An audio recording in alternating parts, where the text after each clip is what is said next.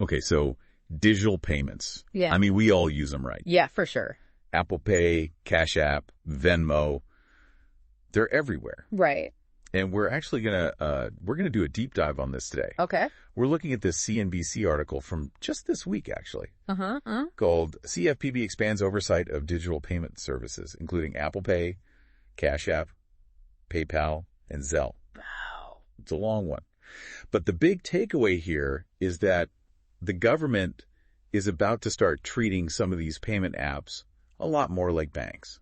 Interesting. Yeah, so things are about to get really interesting. It really is fascinating to think about just how much these apps have become part of our lives, you know? Yeah. People use them for everything. It's true. Sending money, paying bills, even just like holding their cash. Right. They're almost like bank accounts for a lot of folks. Especially for those in low and middle income brackets. Yeah, definitely. And this is where the Consumer Financial Protection Bureau, the CFPB, comes in. And they're really starting to get concerned about a few things. Yeah, okay. Consumer privacy, obviously a big one. Yeah. Makes sense. The potential for fraud on these platforms. And even even having accounts unfairly closed. Oh, wow. You know, I mean, think about the sheer volume of transactions that are happening on these things. That's going to be huge. The CFPB estimates that these apps, just the ones covered in this rule, are processing over 13 billion consumer payments annually. Oh, wow. That's a lot of data. Yeah, it's massive. Yeah, I mean, the CFPB, they were created after the 2008 financial crisis, right? Right. To protect consumers from, you know, all the things that were happening with the financial institutions back then. Yeah. And now with this new rule, they're basically saying, hey, if you're acting like a bank, we're going to treat you like one. Yeah, exactly. So that means proactive examinations, demanding records, interviewing employees, all the stuff that banks have had to deal with forever. So, who are we talking about here? Who's feeling the pressure from this? Well, we're talking about some really big names. I bet. Apple, Google, Amazon, PayPal. Oh, wow. Block, which is the company behind Cash App and Square. Right. Venmo. Okay. Zelle. Yeah. It's like all the major players. Yeah, suddenly the spotlight's on them and they can't fly under the radar anymore. And it's not like this is like a sudden shift either. I mean, the CFPB's been raising concerns for a while now about how these tech companies are getting into finance without following all the same rules as traditional banks. So this rule is kind of like the culmination of those concerns. Exactly. The CFPB originally wanted to include companies handling just 5 million transactions a year. Wow. But then they ended up bumping that up to 50 million. Okay. Which basically narrows it down to just those 7 companies that we were talking about. Yeah, still a big deal for them. Yeah. But here's the thing. It seems like the banks are actually on the CFPB side on this one. Really? Yeah.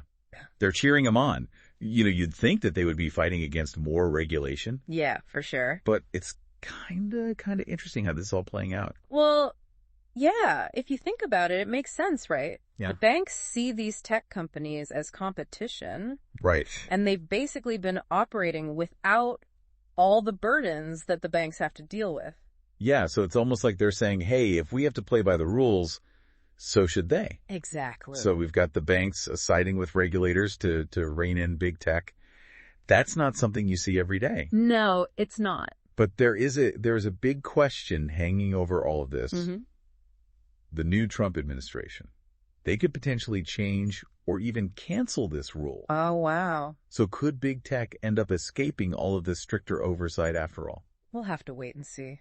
It's definitely a valid question. Yeah. You know, a new administration can definitely shake things up. And the CFPB is no exception. Yeah. But it's important to remember that wanting greater oversight of tech, this isn't really a partisan issue. Okay. So even if there's a new CFPB director, this whole focus on digital payments, it could easily continue. So you're saying that even if there's a change at the top, this push for more accountability might not go away. Exactly. Yeah. There's just this growing awareness across the board of the power that these tech companies have, especially in finance. Right. And that awareness, that's not likely to just fade away. It makes you wonder, though, what kind of effect this could have on innovation if these companies know from the get-go that they're going to face all these tight regulations. Yeah. Will they be as bold? Right. Will they really push the boundaries? Yeah.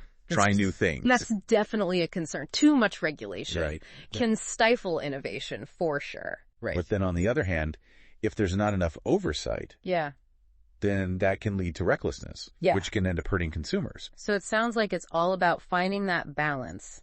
Encourage innovation, but still protect people. Exactly. It sounds like the regulators have a really tricky job trying to walk that line. It is a delicate balance.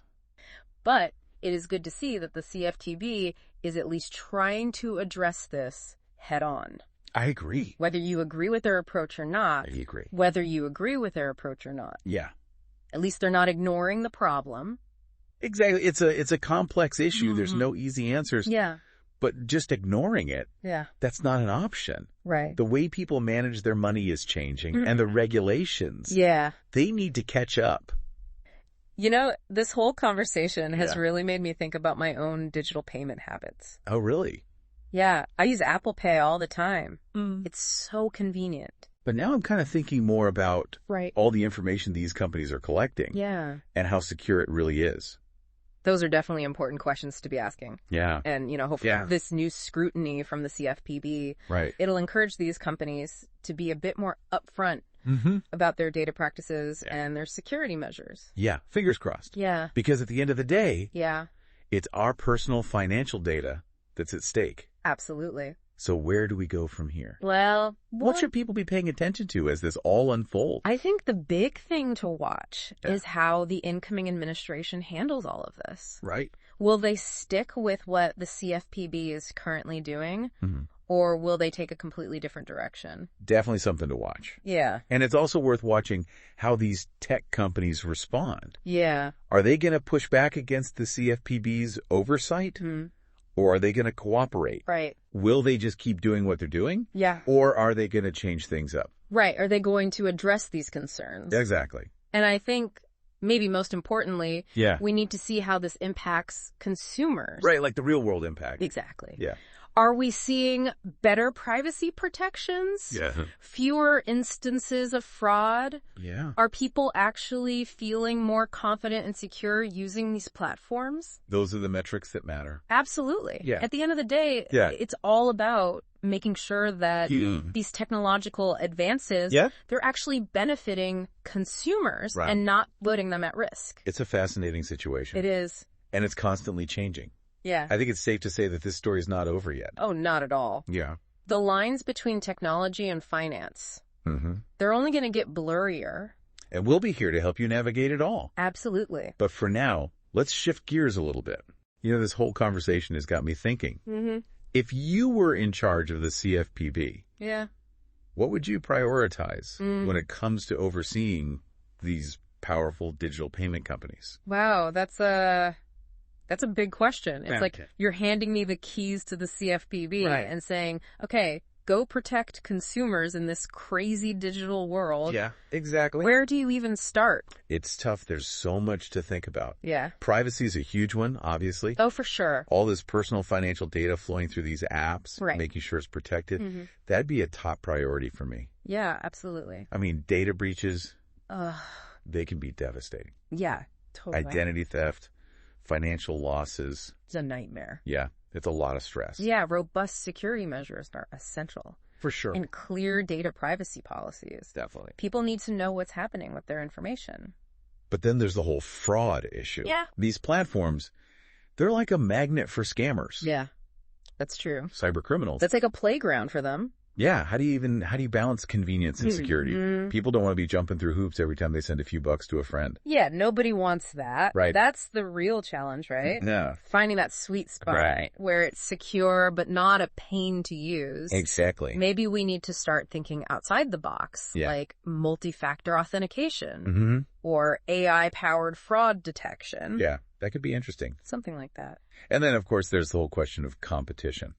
Right. We've talked about how the traditional banks are feeling the heat from these tech companies. Do you try to level the playing field? Right. Make sure it's fair? Yeah. Or do you just let innovation take its course? Even if it shakes things up. That's the age-old debate.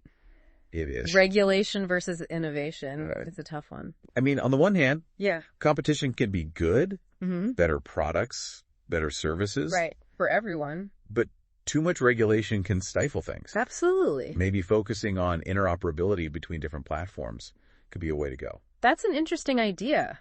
Yeah. Make it easier for people to move between them. Exactly. That could encourage competition without getting in the way of progress. It really makes you think about what responsible innovation means. It does. In this space. Yeah. It's not just about moving fast and breaking things. No. It's about thinking about the consequences, both the good and the bad. For sure. Building systems that are sustainable. Right. Long-term thinking. Exactly. We need a change in mindset. I think so. Both from the companies and from the regulators. Yeah, absolutely. We need to be proactive, not just reactive. Well said. It's about shaping the future of finance in a way that benefits everyone. Yeah, I think that's a perfect note to wrap things up on. This deep dive's been really eye-opening for me. Me too. Hope it's given our listeners something to think about. Definitely. The world of digital payments is changing so fast. Yeah, it's crazy. And it's up to all of us to stay informed. Right. Ask questions. Absolutely. And demand better. Yeah, from the companies and the institutions that are shaping this landscape. Knowledge is power. For sure. The more we understand what's going on, the better decisions we can make. Exactly. So the next time you pull out your phone to pay for something, right, take a second. Yeah. Think about the bigger picture. It's worth it. What are your priorities? Yeah. What are you willing to compromise on? Good question. What does responsible innovation look like to you? It's a conversation we all need to be having. Until next time. Yeah. Stay curious. Yeah.